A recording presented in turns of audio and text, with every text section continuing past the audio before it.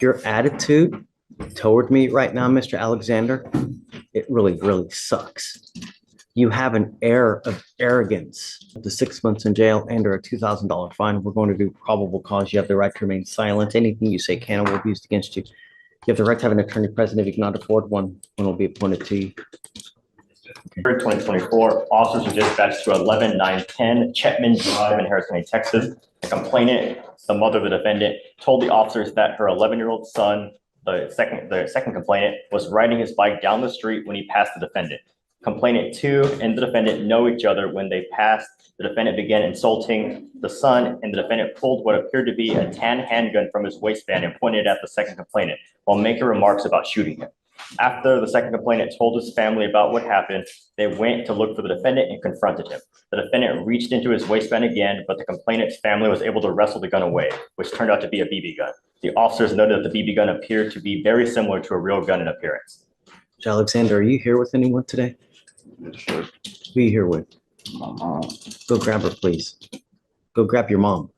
Are you mom? Yes. Come on up. Come on up, Mom. Good morning. Hi. Thank you so much for coming. No problem. Did you hear everything that happened? Some of it, I couldn't hear all of it. Let's hear it again. Okay, do you mind, please? Yes, Your Honor. Thanks. On September 23rd, officers were dispatched to 11910 Chetman Drive in Harris County, Texas. The complainant, the mother of the 13-year-old boy, told the officers that her son was riding down the street riding his bike when the son passed the defendant.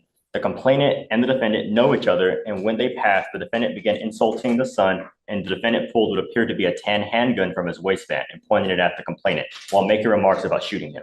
After the complainant told his family about what happened, they went to look for the defendant and confronted him. The defendant reached into the waistband again, but the complainant's family was able to wrestle away the gun, which turned out to be a BB gun. The officers noted the BB gun appeared to be very similar to a real gun in appearance. Lucky he's not charged with aggravated assault. You know, they could charge you with a very serious offense where you're looking at serious time in prison. You're lucky they didn't, Mr. Alexander. How old are you, sir? You're 18. What do you do with yourself these days?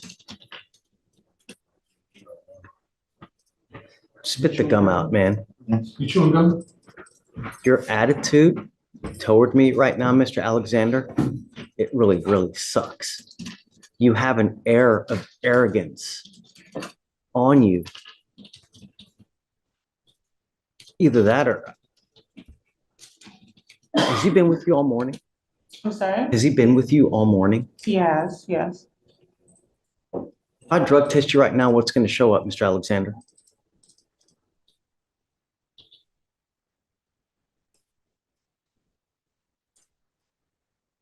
What's going to show up?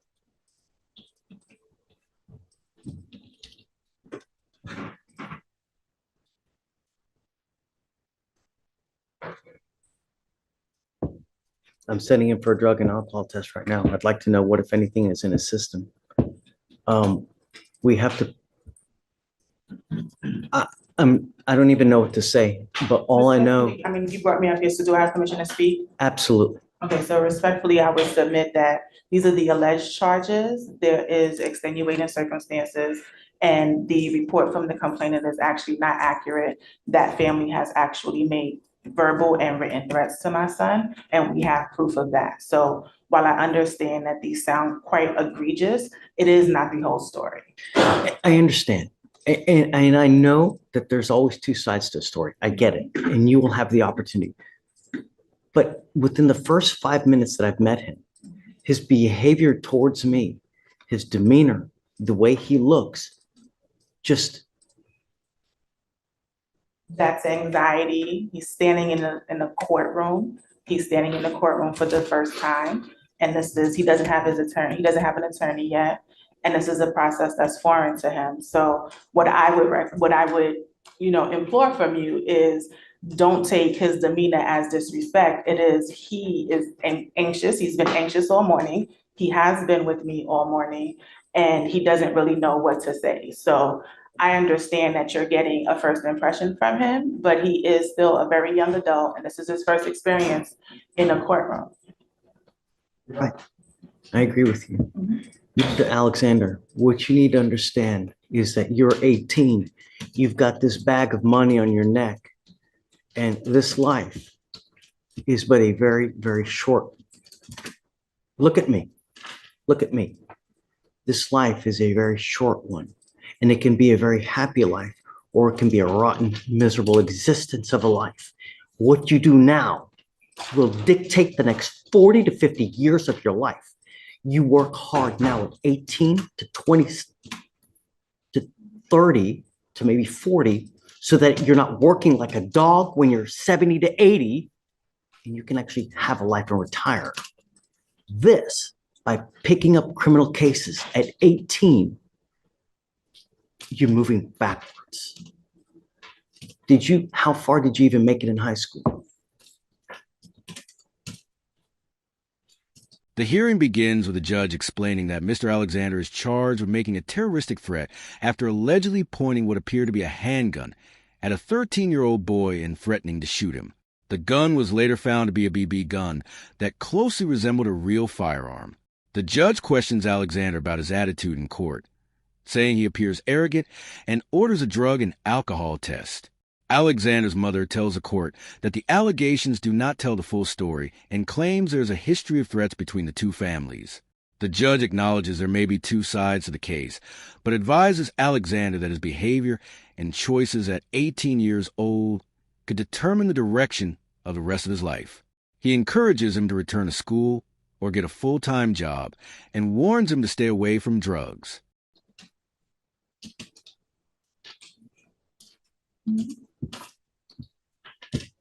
He's uncomfortable talking to me, asking me to answer. I want you to answer. I want to get to know you, Mr. Alexander. I want to know what's sorry? Said 11th grade, Your He said Honor. 11th grade.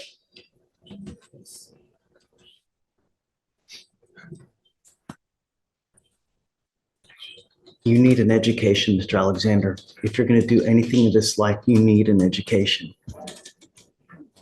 I got my education. I want to do everything I can to help you out. Okay? I really do. If he's smoking weed, it stops today. Okay? I'm going to drug test him right now because I want to know what, if anything, is in his system. If he tests positive, then I'm going to test him again in 40 days, give or take. The marijuana stops now. And I want him to get back in school. He either needs to be in school full-time or get a full-time job so that he's not running in the streets. Mr. Alexander, I am also making it a condition of your bond that you're not allowed to have any kind of weapons whatsoever for any reason. I can give you a lawyer to try to help you out as much as I can, and I will waive all your fees so you won't be responsible for any cost for anything. Thank you. All I want is him to be as productive and as good of a person as he can be. And starting out with criminal cases at 18 and to where he can't even talk to me, we need to change that. If I just make a comment about the bond conditions. Sure, of course. I've done I called the complainant's mother in this case a few days ago and kind of spoke to her about what happened. And I learned that there is a history between this family and the defendant. Back in the summer, this defendant stole a gun out of the complainant's house. He asked to enter the house under the guise that his mother had kicked him out, went into one of the complainant's uncle's bedrooms and stole a gun. He FaceTimed the complainant's uncle a few days later, flashing the gun, telling them that he was going to come hit up the house while flashing the gun at him. They used to walk to the same bus stop. They used to come out of the same bus stop, the complainant and this defendant. The complainant is terrified of the defendant. We've asked for no contact. We've also asked for GPS monitoring because of that. They don't attend the same school, but they were I guess they were stopping at the same bus stop. Now the complainant asks that his uncle walks into the school bus every day because he is so scared of the defendant. And as I think is mentioned in the PC statement, the complainant in this case is 13 years old. Was there a police report filed for that incident? There was. I have the incident number. For that one you're referring to about the gun? Yes, where the gun was stolen. What happened with, they didn't follow it up? They didn't call the police? They didn't, theft of a firearm is a very serious felony. According to the complainant's mother, they filed a report. She provided me with an incident number. How long ago was this? This was she said July. It was in July. I can attempt to follow up with the responding agency. I'm not sure if it was the sheriff's office or not, but I mean, either way, there is like a history between these two families. And the complainant and his mother are both in fear of the defendant. So, Mr. Alexander, I would again submit that this family lives around the corner from us. We have never been approached. He lives at home with me. In July, we actually were in Panama for his 18th birthday. We weren't even home. There was never a time he was kicked out of my house. were you out in Panama the entire month? We were out in Panama from July 10th until the beginning of August, yes. Well, So, that's not the entire month. well, most of the month, excuse me. And in addition to that, no one has come to investigate anything at my house. Okay, so, Mr. Alexander, I'm issuing a protective order over this child, this other kid. You're not allowed to have contact with this person or go within 200 feet of where they live or where they work. The prosecutor informs the judge that there is a previous incident involving Alexander allegedly stealing a firearm from the complainant's family and making threats with it, leaving the 13-year-old afraid for his safety. Alexander's mother denies those allegations and says they were out of the country during much of that time. After hearing both sides, the judge issues a protective order prohibiting Alexander from contacting the child or going near the family's home. He also orders GPS monitoring, bans him from possessing any weapons, and warns that violating the bond conditions will result in jail. Before ending the hearing, the judge again tells Alexander to get a job or return to school, stressing that staying productive is the only way to avoid making more destructive choices. Do you understand, sir? You're not allowed to be in possession of weapons. You're not allowed to have any kind of threatening or harassing behavior with this child. If they call back and they say that you have harassed them, then I will revoke the bond and I'm going to put you in jail. And I'm going to tell you now, I will not give you any more PR bonds. So all I'm asking you to do is stay away. No one is finding you guilty now. We're just asking that you guys separate and don't have any contact. That's it. I am going to put an ankle monitor so I know that you're not going anywhere near their house. But like I said, I'll cover the cost of anything, so it won't cost you guys anything. You must charge this thing on a daily basis, Mr. Alexander. If you don't charge it, the battery goes dead, then we will file a motion to revoke. Not a motion to revoke, but I'll revoke the bond. So as it stands now, what we'll do is I will send you now for a drug test. We're going to have you come back. I want to know what, if anything, is in it. And then I will provide you between now and then a lawyer, and we'll go from there. Do you have any other questions, ma'am? That family is in possession of my bicycle, not his, it's mine. They actually stole that from him. I would like my bike back.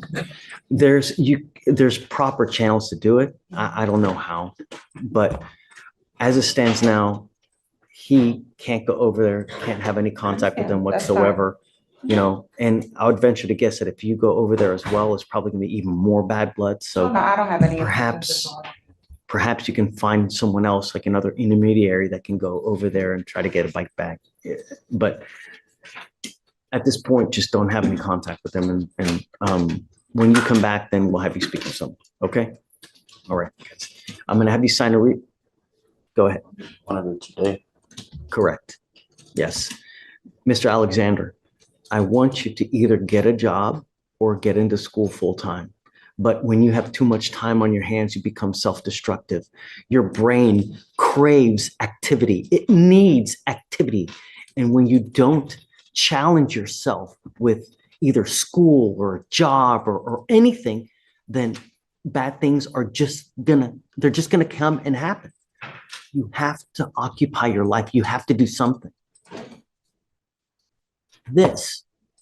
Where we're headed now, you're going the opposite way of how you should be doing things. This is not a good way to start at 18.